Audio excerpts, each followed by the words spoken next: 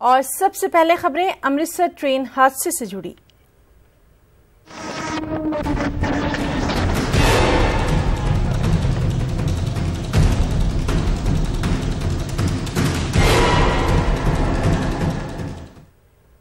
पंजाब के उजियाला कैप्टन अमरिंदर सिंह ने अमृतसर ट्रेन हादसे की अदालती जांच का हुक्म दिया है। अमरिंदर सिंह ने 4 हफ्ते में जांच रिपोर्ट सौंपने की हिदायत दी है। उन्होंने कहा कि इस अफसोसनाक हादसे पर सियासत नहीं होनी चाहिए। ये वक्त एक दूसरे पर इल्जामात आयद करने का नहीं है। रावण दहन के दौरान अमृतसर ट्रेन हादसे में कम से कम 59 अफराद की हलाकत की खबर है, जबकि 57 जख्मी हुए हैं। वहीं पंजाब के उजियाला अमरिंदर सिंह ने ट्रेन हादसे की जांच का हुक्म दे दिया है। ये जांच मजिस्ट्रेट से करवानी जाएगी। अस्पताल का दौरा करने के बाद कैप्टन अमरिंदर सिंह ने कहा कि जांच 4 हफ्तों में मुकम्मल कर ली जाएगी। 1 minute, we are putting an inquiry. Inquiry will find out who is at fault and who is not at fault. I cannot prejudge an inquiry. Let the inquiry come out with its report. 4 weeks we have given that inquiry to produce its report. All these issues will come up there.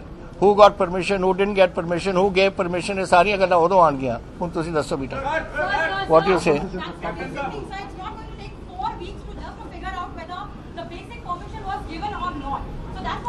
I do not say that 4 weeks to find out whether permission is given.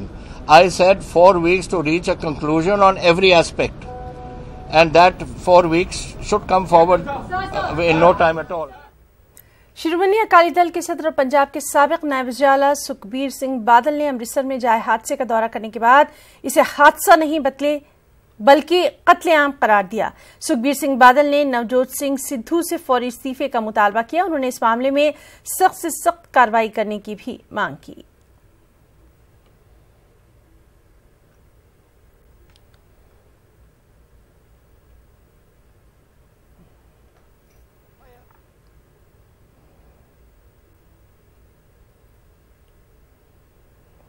और एक helpline number जारी किया गया है जो हम आपको बताते हैं।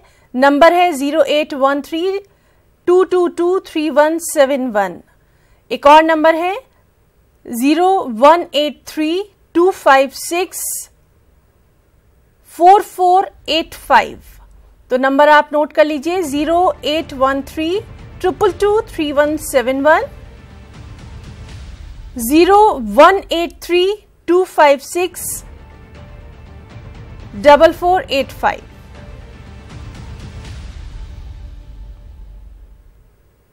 आगे बढ़ेंगे। गाजियाबाद में इंतजामिया की लापरवाही की वजह से एक मासूम बच्ची को अपनी जान गंवानी पड़ी। हादसा उस वक्त पेश आया जब गुज़िश्ता शब एक 8 साला लड़की रावण दहन देख कर आ रही थी कि वो खुले नाले में गिर गई। रात भर मकामी पुलिस और इंतजामिया बच्ची को तलाश करती रही, लेकिन बच्ची नहीं मिली। सुबह होते ही एनडीआरएफ की टीम को बुलाया गया और 14 घंटे की मशक्कत के बाद बच्ची को बरामद किया गया, लेकिन तब तक उसकी मौत हो चुकी थी। सियासत से जुड़ी खबर। कांग्रेस पार्टी के सदर राहुल गांधी ने हैदराबाद का दौरा किया है। इस मौके पर उन्होंने तारीखी इमारत चार मीनार के दामन में जलसे-ए-आम से खिताब किया। इस मौके पर उन्होंने कहा कि बीजेपी और एमआईएम की सोच एक ही है, दोनों मुल्क को बांटने का काम कर रहे हैं। उनको इख्तिदार से बेदखल करने की जरूरत है। प्रधानमंत्री जी देश को बांटने का काम करते हैं। आप मुझे बताइए कि एमआईएम उनकी क्यों मदद कर रही है? आप मुझे बताइए कि एक के बाद एक प्रदेशों में, चाहे वो महाराष्ट्र हो, चाहे वो बिहार हो, एमआईएम उनकी मदद क्यों कर रही है? क्योंकि विचारधारा एक ही है, सोच एक ही है। बांटने की सोच, देश को तोड़ने की सोच, नफरत फैलाने की सोच। और इन लोगों से हम लड़ रहे हैं क्योंकि हम चाहते हैं कि इस देश में सबकी आवाज सुनाई दे। हम चाहते हैं कि इस देश में कोई ना डरे। इस देश में हर व्यक्ति को लगे कि ये देश किसी जात का, किसी धर्म का, किसी प्रदेश का नहीं है। ये देश हिंदुस्तान है और ये सबका है। कर्नाटक के वजीर बराए medical education D K Shiva Kumar के खिलाफ कर्नाटक भर में मुजाहरे जारी हैं। गुलबर्गा में भी जगत सर्किल में डीके शिव कुमार के खिलाफ एहतजाजी मुजाहरा किया गया। उनके अलामती पुतले को नजरातिश किया गया। डीके शिव कुमार ने तालुका लक्ष्मेश्वर जिला गदक में एक मजहबी जलसे से खिताब के दौरान कहा था कि लिंगायत मजहब को तकसीम करने की कोशिश करके कांग्रेस ने बड़ी गलती की है, इसलिए अवाम कांग्रेस को माफ कर दे। सरकार को और ये कांग्रेस सरकार को और मौजूद जो कर्नाटक सरकार को मैं आग्रह करता हूं, जल्द से जल्द उसको कैबिनेट से हटाए और ये कर्नाटक में जातीय भावना के जो लोग हैं उनको आराम रहने के लिए जगह दे। अभी जो 3 लोकसभा के 2 एमएलए के जो बाई इलेक्शन चल रहा है, ये बाई इलेक्शन में वो डाइवर्शन करना बोल के ये स्टेटमेंट देता है, ये बहुत गलती है। लोकसभा 2019 में जो लोकसभा के इलेक्शन हो रहा है उसमें भी कांग्रेस को हम मालेगांव 2008 बम धमाका मामले में एनआईए कोर्ट ने लेफ्टिनेंट कर्नल पुरोहित की दरख्वास्त को मुस्तरद कर दिया है। वाज़ेह है कि कर्नल पुरोहित ने यूएपीए हटाने की एनआईए कोर्ट में दरख्वास्त दाखिल की थी। कोर्ट ने कहा कि यूएपीए के तहत मुकदमा जायज है। साध्वी प्रज्ञा सिंह ठाकुर के खिलाफ भी यूएपीए के तहत ही मुकदमा चलेगा।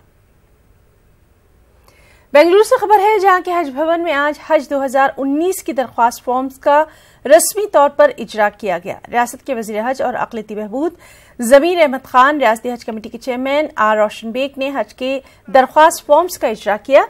हज कमेटी के चेयरमैन रोशन बेग ने मरकजी हज कमेटी से मुतालबा किया कि वो निजी हज टूर ऑपरेटर्स पर लगाम कसें।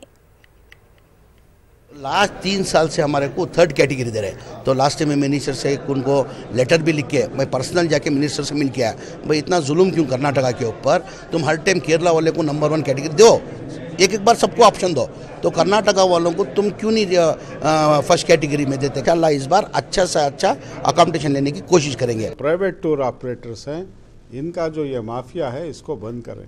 हिंदुस्तान के गली गली में कूचे कूचे में और बॉम्बे की गलियों में हज के वीज़ा बिकते हैं, ये बड़े शर्म की बात है। कोटा दीजिए मगर इतना भी और कुछ तो लगाम लगाइए। कैसे कैसे गली में कुछ में खुल जाती है हज ऑफिस। कोई भी एयरलाइंस हो, हाजी को नॉनवेज न खिलाएं बल्कि वेज ही खिलाएं ताकि कोई खाने में परेशानी न हो।